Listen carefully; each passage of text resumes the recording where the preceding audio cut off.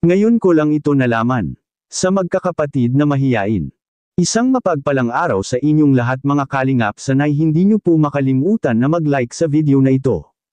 At paunawa tapusin muna ang kabuuhan ng video na ito mga kalingap at para malaman ang nilalaman nito. At maraming salamat po mga kalingap sa pagpatuloy na pagsuporta lalo na kay Kuya Val Santos Matubang at kay Ate Edna Vlogs at Kalingap Rab, maraming salamat po. Ngayon ko lang ito nalaman sa magkakapatid na mahiyain. Ano kaya ito mga kalingap? Yan ang sama-sama nating alamin mga kalingap. Sa isang maliit na baryo, may tatlong magkakapatid na nagngangalang Chris, Bea, at Melissa. Sila ay kilala sa pagiging tahimik at mahiyain. Sa kabila ng kanilang kalungkutan at hindi pagpapakita ng sarili sa harap ng iba, may mga sekreto silang hindi alam ng karamihan. Si Chris ang panganay sa kanila at madalas ay masinop sa lahat ng bagay.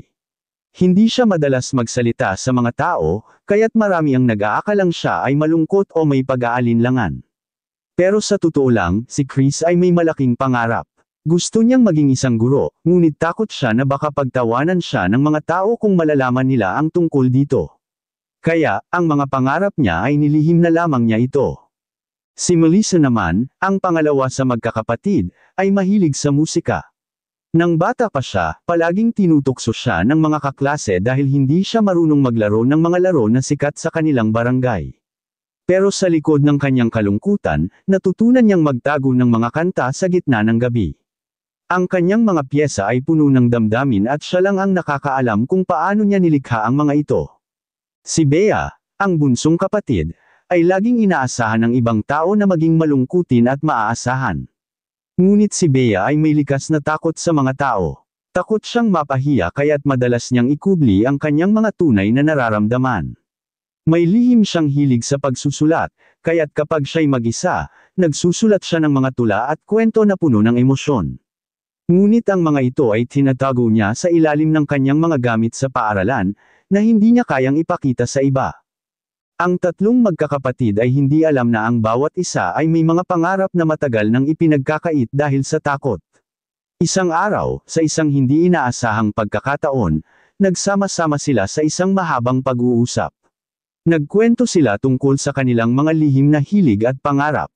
Nagulat sila nang malaman nila na pare-pareho pala silang may pangarap na hindi kayang ipakita sa iba. Si Chris, Melissa, at Bea ay nagpasya na ayaw na nilang makipaghalubilo mga kalingap sa mga tao kapitbahay dahil sa mga panlalait sa kanila. Mas pinili nila na maging tahimik na lang at sana sa tulong ni Kalingap Rab sila ay makapagtapos ng pag-aaral, at isa rin sa pangarap nila na silang tatlo ay makapag-aral at makapagtapos man lang, nang sa ganun kahit papaano mababawasan ang mga panlalait sa kanila ng kanilang mga kapitbahay at maaring magbabago talaga ang takbo ng kanilang buhay. Ang kwento ng tatlong magkakapatid ay nagsilbing inspirasyon sa buong baryo. Ipinakita nila na kahit gaano pa tayo kamahiyain o takot sa opinyon ng iba, may mga bagay na sa ating loob lamang nagmumula. At ang mga bagay na ito ay may halaga hindi lamang sa atin kundi pati na rin sa ibang tao.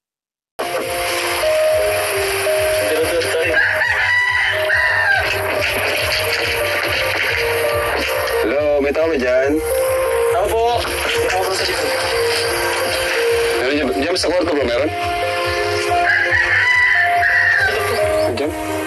Dito sa likod. Tingnan mo kung may tao. Parang tinutulak ka eh. Tinutulak ka eh. Meron kong tulak. Meron? Ang bihira.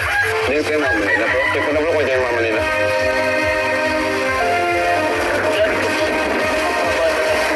Kaya siguro na ito pa. Pasalubong kami sa inyo. Pasalubong kami. Pagbukas. Kuya, yung bago kuya. Opo. Pasalubong kami sa inyo.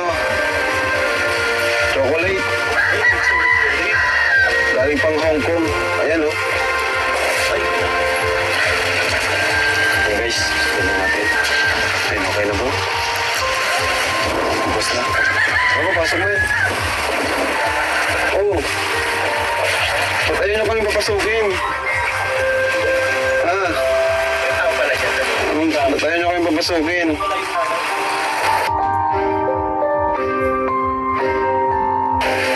Anong balita? Ano, nasa sila mama niyo, ba't ayaw niyo kayo makasukin? Baka ano natin to. Tanggalin ko lang to, ha? Wala sila nanay. Wala sila nanay, guys. Magamit na nila yung banig na binili natin.